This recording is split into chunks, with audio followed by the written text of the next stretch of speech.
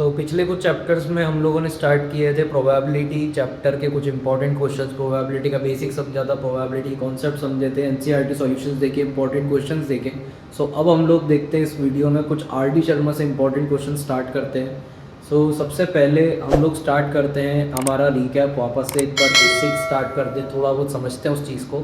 तो वही प्रोबेबिलिटी हम लोगों ने जो देखा कि प्रोबेबिलिटी एक संभावना होती है किसी भी इवेंट को बताने की कि कोई भी इवेंट होगा या नहीं होगा, उसकी संभावना प्रोबेबिलिटी कहलाती है। फिर प्रोबेबिलिटी की वैल्यू 0 या 1 के बीच में होती है। प्रोबेबिलिटी को P ऑफ E से डिनोट करते हैं। E का मतलब होता है इवेंट या फिर एक्सपेरिमेंट।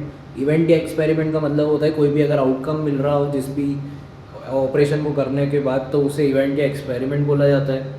ठीक है। प्रोबेबिलिटी में श्योर इवेंट, इम्पॉसिबल इवेंट होते हैं। श्योर इवेंट मतलब जिसकी प्रोबेबिलिटी 1 हो, इम्पॉसिबल इवेंट जिसकी प्रोबेबिलिटी 0 हो। ठीक है। और फिर हमने एक बेसिक फार्मूला देखा था प्रोबेबिलिटी का कि number of favourable outcomes upon में टोटल नंबर ऑफ आउटकम हमें प्रोबेबिलिटी बताती है। फिर वहीं पर हमने देखा था कि अगर कोई प्रोबेबिलिटी होने की संभावना बताती है तो ना होने की संभावना भी प्रोबेबिलिटी कहलाती है। तो उसके लिए हमने फॉर्मूले देखे थे कि भाई टोटल प्रोबेबिलिटी या sum of all elementary events is equal to 1 होता है। तो हमें अगर होने की प्रोबेबिलिटी दी हो, ना होने की निकालनी हो, तो होने की प्रोबेबिलिटी को 1 में से माइनस कर दो। वैसे ही इसका उल्टा। जो भी आपको वैल्यू दी है क्वेश्चन में, उसकी वैल्यू निकालने के लिए आप उसे 1 में से माइनस कर देंगे। ओके। स्टार्ट करते हैं अब हमारा लेक्चर और स्टार्ट करते हैं आर डी शर्मा के कुछ क्वेश्चंस। स्टार्ट करते हैं वो हमारा सबसे पहला और सबसे बेसिक क्वेश्चन। तो ये क्वेश्चन आपको आपकी स्क्रीन पर मिल रहा होगा। The probability that it will rain tomorrow is 0.85। इसका मतलब है कि कल बारिश होगी, उसकी प्रोबेबिलिटी 0.85 है। तो क्या प्रोबेबिलिटी है, what is the probability that it will not rain tomorrow, क्या प्रोबेबिलिटी है कि कल बारिश नहीं होगी। ठीक है। तो इसका सॉल्यूशन लिखते हैं। उसने बोला है कि कल बारिश होने की प्रोबेबिलिटी 0.85 है, मतलब P of E is equal to 0.85 दिया हुआ है। तो हमें प्रोबेबिलिटी निकालनी है कि कल बारिश नहीं होगी, उसकी क्या प्रोबेबिलिटी है। ठीक है। हमें बताना है कि कल बारिश नहीं होगी, उसकी क्या प्रोबेबिलिटी है। तो हमने वही, जैसा भी मैंने आपको बताया कि अगर इस तरह के कोई भी क्वेश्चन आते हैं, आपको फॉर्मूला याद नहीं रहता है, तो आप बस इतना याद रखिए कि जो निकाल रहा है उसे लेफ्ट हैंड साइड रखिए और जो भी दिया हुआ है उसे 1 में से माइनस कर दीजिए, आपका फॉर्मूला अपने आप बन जाएगा। तो यहाँ पर P ऑफ नॉट E की वैल्यू हमें निकल जाएगी 1 माइनस 0.85। तो ओवरऑल आंसर कितना आ जाएगा 0.15 हमारा P ऑफ नॉट E आएगा। मतलब कि कल बारिश ना होने की संभावना 0.15 होगी। ठीक है। तो जल्दी से इस वीडियो को पॉज करके पहले आप नोट कर लीजिए, फिर हम आगे की तरफ प्रोसीड करते हैं। नेक्स्ट अब हमारा पॉइंट से रिलेटेड क्वेश्चन देखते हैं। बहुत ही इंटरेस्टिंग और बहुत इंपॉर्टेंट क्वेश्चन है ये भी हमारा। मैक्सिमम टाइम से एग्जाम्स में पूछा जाता है, फिर भले ही वो CBSE हो या स्टेट बोर्ड हो। ठीक है। और शायद हम लोगों ने NCERT में करा भी नहीं है, तो एक बार हम इसके देख लेते हैं। ये क्वेश्चन आपको आपकी स्क्रीन पर मिल रहा होगा। 2 unbiased coins are toss simultaneously, find the probability of getting. मतलब ये बोल रहा है कि 2 कॉइन्स को साइमल्टेनियसली, मतलब एक के बाद एक उछाला जाता है, और बताइए कि क्या प्रोबेबिलिटी है। कुछ पॉइंट्स दिए हैं जिसमें से मैं पॉइंट्स यहाँ पर लिख देता हूँ। पहला पॉइंट, या हम एक एक करके सारे पॉइंट्स करते हैं। तो पहला पॉइंट बोल रहा है 2x।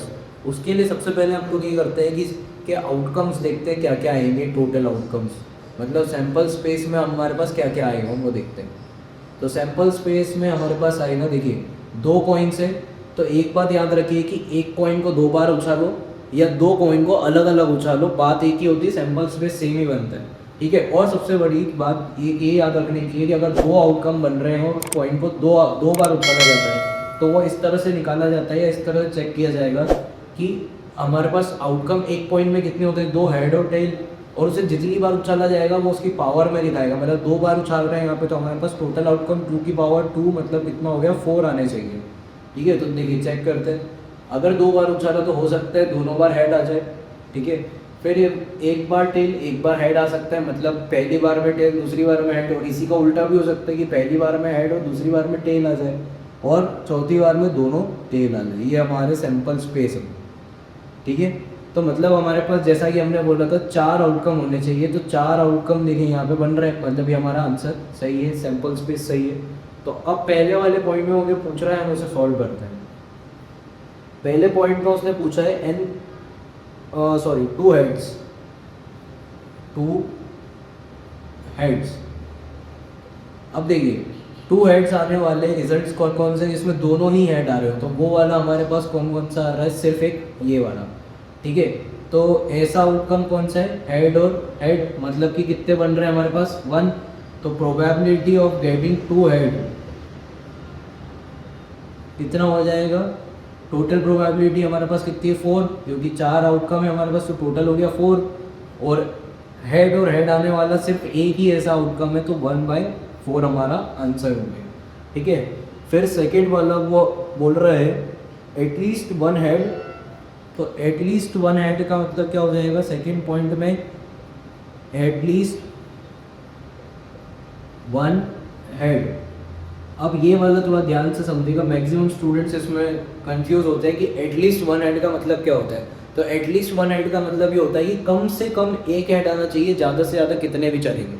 ठीक है, तो देखिए अब इसको सॉल्व करते हैं। तो एटलीस्ट 1 हेड के लिए हमारे पास कितने आ रहे हैं, देखो एटलीस्ट 1 हेड मतलब हेड टेल और टेल हेड, दो तो ये हो गए टेल हेड और हेड टेल, और ज़्यादा से ज़्यादा कितने भी चलेंगे, तो उसके लिए हेड वाला भी है, हेड वाला। ठीक है, तो हेड ओवरऑल कितने हो गए, 3 आउटकम हो गए। ओके, तो 3 आउटकम हो गए, तो अब हमारे पास यहाँ पे प्रोबेबिलिटी क्या करनी चाहिए,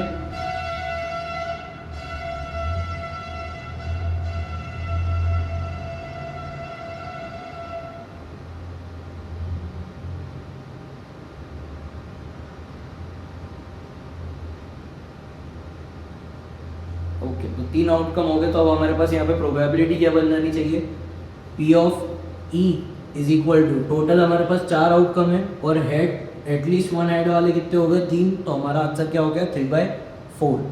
ठीक है, वैसे ही अब हम आगे के पॉइंट्स देखते हैं। तो वो बोल रहा है 1 टेल, तीसरे वाले पॉइंट में वो बोल रहा है 1 टेल, तो मतलब सिर्फ एक टेल आना चाहिए इसमें।